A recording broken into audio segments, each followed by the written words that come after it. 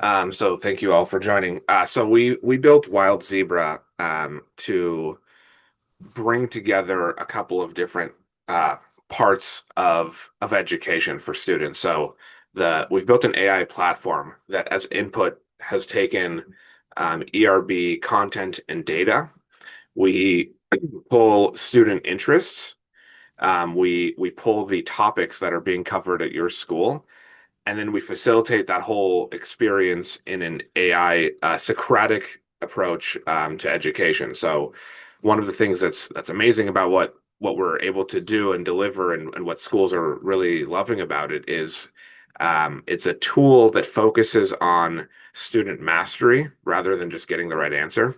So that's sort of the high level context, and I'm going to share a demo of exactly how everything works. And as I pull that up, one other note I want to mention is that we take data security very as a very high pillar for ourselves, and so all of the data is secured and available for you to delete if you need to, or download, and aligns with the state standards that exist out there. So let me go ahead and share my screen. Um, do you um, do you all see my screen here? Yes. The interest. Okay. So by this point, what has happened is that we have worked with the school to get the CTP or milestones data. So we now have a profile in our platform of each student. So we know that Trina needs to work on finding the slope of a line, and Colleen needs to work on multiplying fractions, for example. And so we are going to facilitate a personalized experience that meets each student where they are. And the idea is let's have a conversation based on the student's interests. So here I'm just going to choose a couple of interests, and you can also, of course, add your own. I'll do NASA, and let's do cooking. Students would hit next this point. Then there's a check that goes into the background to make sure that the interests are aligned with education. And we then go and see the first question. So this is a question that I've seen before, but what I'm going to demonstrate here is one of the things that's really important to us, which is this idea of mastery. So much in the tools that are available to schools, so much is focused on getting the right answer. But for us, what's most interesting is demonstrating mastery and demonstrating reasoning. And so let me show you how that works. So this is a question that a student might see. So in a safari park with 120 zebras, 2/3 of the zebras live in a grassland, while the rest live in the savanna area. How many zebras live in the savanna area? So I'm just going to do this in my head. It's 1/3 lives there, and 1/3 of the 120 zebras is 40. So I'm just going to put in 40 here, and the AI, hopefully here. Okay, so you see, I got the correct answer, but the AI wants to know how I achieved that reasoning, or how I actually got there. I should also mention there's a couple of other features here. You can also insert math calculations, and there's a speech to text capability here as well. And then so you can also always chat with our support team, any of your students. But as I go through this, I'm just going to show you this specific example. So, well, I know that, let's see. So 2/3 of the zebras live in grasslands. And so 1/3 is left over. And 1/3 of 120 is 40. 40 zebras live in the savannah.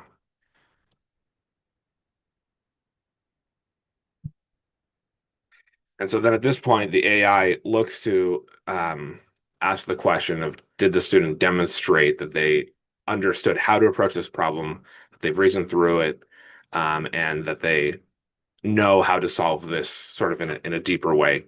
We think about the conversations. Oh, there we go. Nice job. Spot on, correctly. Okay, perfect. And so then the system at this point, we've concluded this question, and we'll jump over here to the next one. Oh, I got the green thing here, and went back. Let me just show you guys. It asked me, how did I feel about it? So then I'll go to the next question. And now I got a question about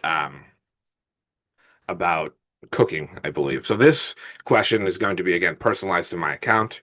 So I'm going to read through it. And the other thing that I want to highlight here is sort of the what happens when a student doesn't really know what to do. So a farmer is preparing to sell fresh apples, apple cider at the local market. They have a large container.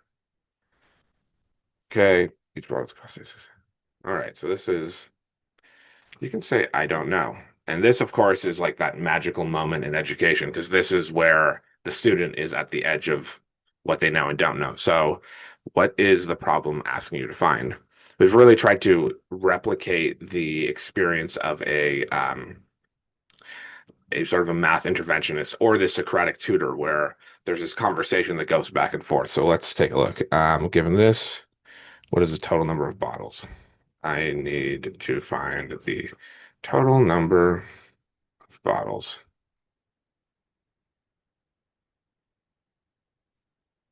Awesome. You're on the right track. What information are we given that can help us figure out the total number of bottles? Well, so I can continue on here that a large container. We're given the size of the bottles. Great job. We know the bottle size is 16 fluid ounces. What else do we know that could help us figure out the total number of bottles? And so on and so forth, right? The idea here is that for one of the things that we hear from the schools that they really love here is that um, if the student is stuck, they can always ask the AI. And this has actually been one of the most interesting experiences um, for us is that when we go to schools, which we are going to all of the pilot schools on the ground, students will sometimes raise their hand and say, I don't know what this word means. And so asking the AI what it actually means has been this really amazing experience. And one of the things that we also hear from schools is that this is an incredible way to get their students to begin to explore AI. The whole system is very contained. Everything is very safe. All the conversations are viewable by you, the school, later on, and made available. And so it gives students the ability to go through this. I can continue on here and say, I don't know, and so on and so forth. And so we see all of these conversations where students are really kind of going step by step. So I'm going to now jump over to the teacher side of things to show you what you see as your students are using the platform. So let me just pull that up. Do you all see these topics here? Trina, I see you. Do you see my topics? Yes, Okay. I do.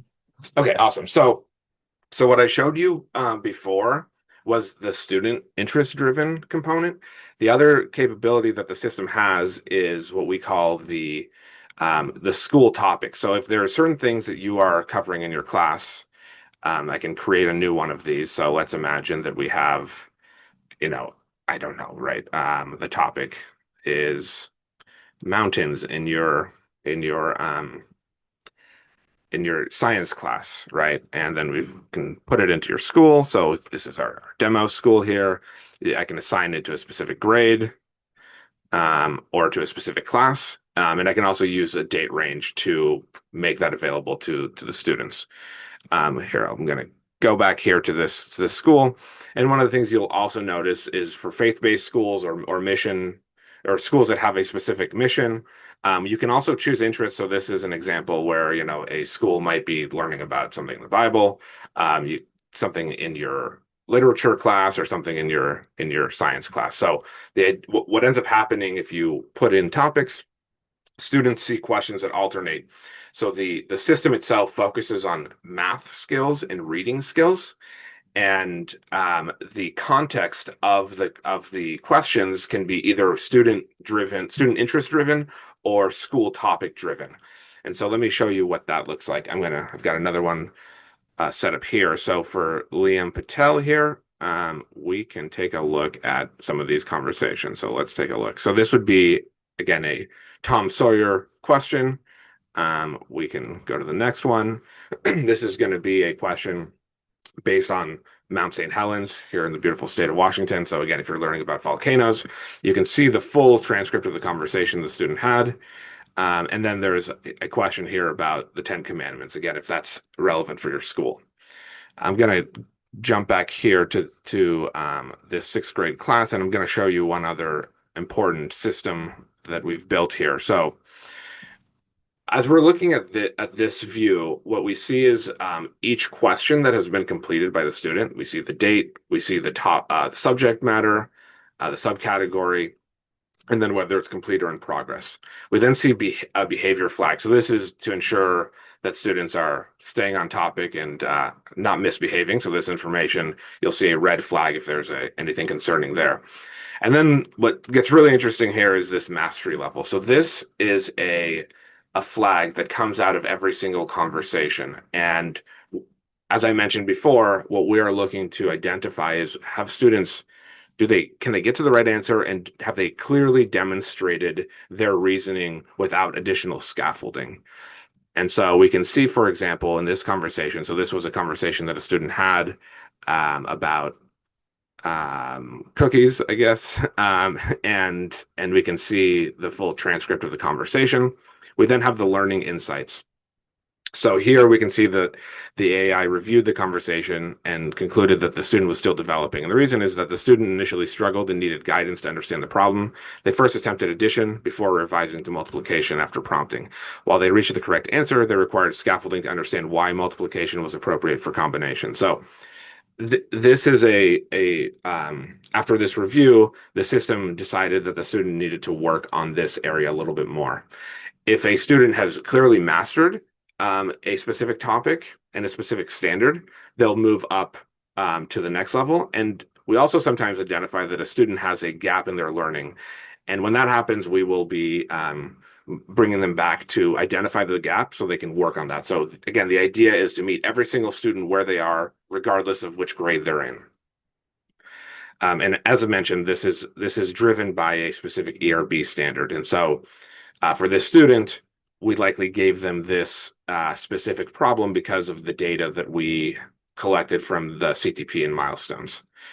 I'm just going to show one other view here, which I think is really interesting, which is our learning tree.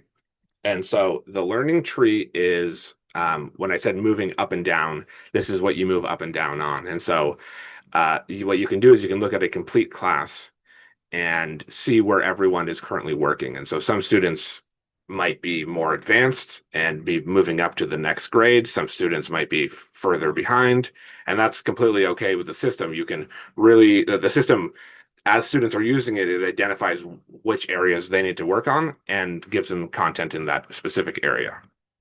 A couple of other important features I just want to highlight is, next one is assignments.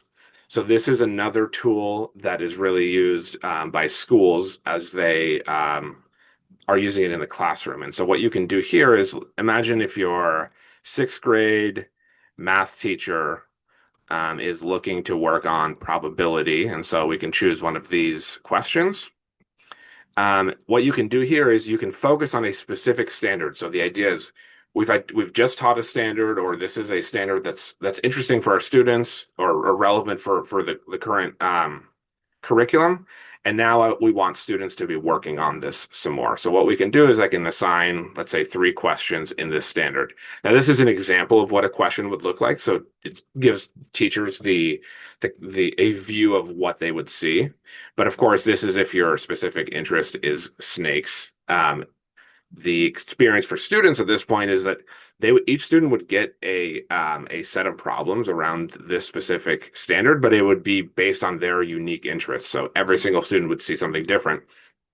We're also building out, and we'll soon have a teacher's choice option, which is that all of the students would see the same question. So the idea is you'd be able to create a problem set that involves both personalized questions based on the student's interest and what we call the teacher's choice. So let's imagine I want all my students to see this first problem, for all of them to work through it, and then for them to also do 3 questions that are kind of for their own, based on their own interests.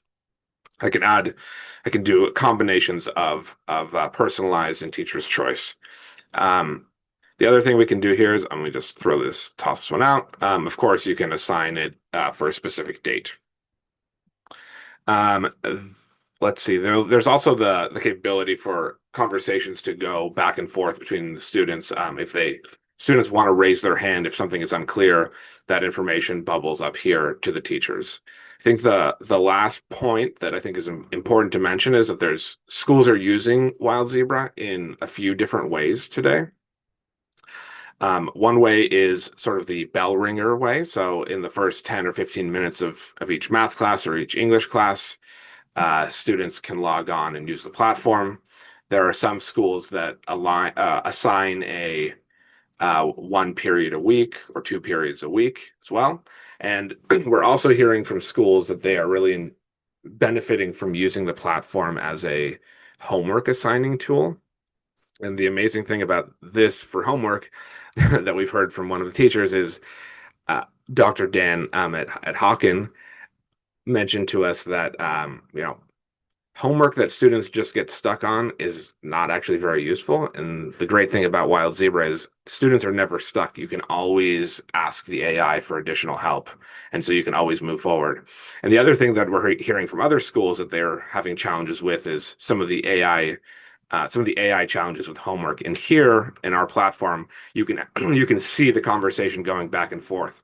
So what we're most interested in is the process of reasoning. It's not just students finding the answer. So you can actually see and analyze yourself as a teacher, or let the AI analyze those conversations. Right. Hi, everyone. Thanks to ERB and Edan for having me here to talk about our experience with Wild Zebra. I'm going to give you a little bit of background on how we first use ERB data, because that really emphasizes the importance and why we're so excited for Wild Zebra at our school. We currently give the CTP in the fall. Our kiddos will actually take it in about 3 weeks, and then they take the milestones in the winter and the spring. So for us, that works out to be February and May. And after the kids take the CTP in the fall, I sit down with each grade level team and we really look at the data and what it's telling us. And actually, we do that before school starts as well with the spring milestone data. So teachers have what we call learning targets to hit the ground running. So really looking at where kiddos left off in the spring, and what do we need to fill in the gaps for our students. And if your school does the milestone, that it's for reading comprehension and math. And with those targets, being able to see, okay, this is what my 6th grade needs as a cohort, and even sometimes breaking it down into our different level of math groups. And we have what we call blue gold groups, so different curriculum groups as well, and really looking at what those kids need. And Wild Zebra kind of stepped in and filled this need that we had to really push our students and challenge them a little bit more. And we're able to reach all of our students individually. So we use Wild Zebra twice a week for 25 minutes. And we also used it over the summer for our students to really see how their problem solving skills developed and worked, and just kind of like have them get used to answering those questions in the Socratic method, which was a little bit of a challenge for our kids, because even our high achieving students were like, well, why do I have to explain my answer? And we're like, well, that's the goal, right? We want you to be able to say, oh yeah, the answer is 9, but why is it 9?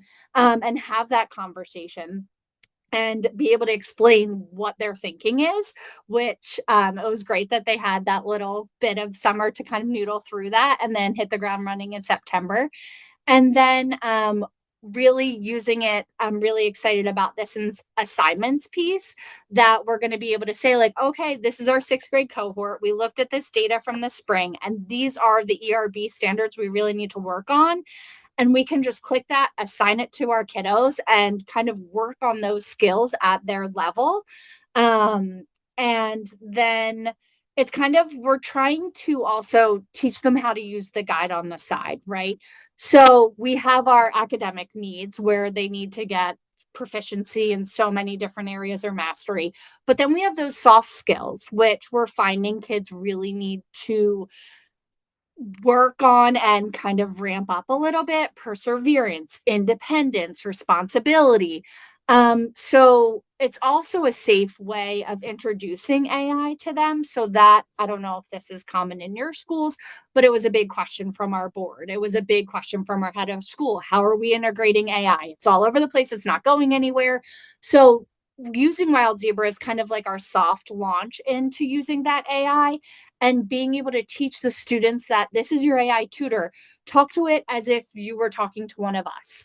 And in doing that, they're able to build their independence and perseverance through a task, which we had a lot of kind of struggles with last year with our kiddos, just constantly needing to be right, constantly needing affirmation that what they're doing is correct.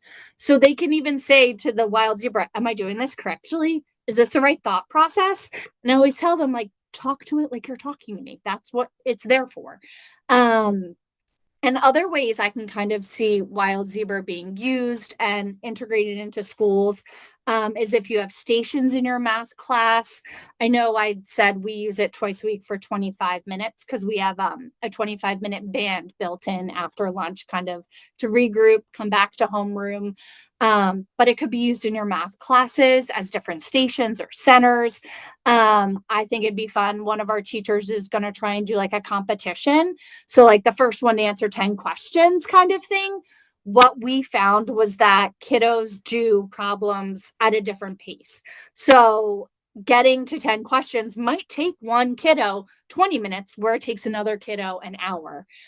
Just because of the level of them getting comfortable working through it or having to explain their answers. It's been a really great tool for that. And our high flyers, I have to say, especially, and that was kind of the niche we were missing with our kiddos. We have great support systems to weave in and plug in those little holes. Um, but the band of kiddos we're seeing in our classrooms are getting larger. So we really needed, where typically we had like those kids a stay 9 of a 6 and up, and then you're pushing your high flyers. Our attention kind of shifted over the past 10 years to really supporting our learners who needed it, and then the majority of the class. And the high flyers kind of got lost. And I have to say, our high flyers during independent time will be like, can I just do wild zebra? And I'm like, yeah, sure you can. And they love the interest piece. So that's been a huge motivator. I'm from Philly, go birds. So Edon actually added Philadelphia Eagles as one of the interests they could put in, and kids get so excited. Or if they're interested in cars, like, and a Lamborghini pops up, they're like, oh my gosh, they're like turning their screen to their friend and they're like, look which one I just got. And they're like, what did you put in as your interest to get that? So it's a lot of fun to see the excitement on the kids' face, which builds that motivation to get that buy-in from them. And it's not like a grunting task that they have to complete. Um, and then lastly, the ability to customize and like really see how Edon, and if you, I'm sure when he came to our school to kind of onboard all of us, showed us the learning paths and how a certain kiddo travels along that path, and how when they start to answer questions correctly, they branch up here, but then maybe they're missing this skill and they're still developing, so they're going to stay here. Or if they're emerging, like where do they fall? And if they're developing, do they need to drop down a level to get to that confidence and success? So as someone who really values data and the information we get in order to drive children's learning and success, it's been extremely helpful and successful with our school so far. And I'm really excited to see what happens with our CTP in the fall and compare the information that we've gained.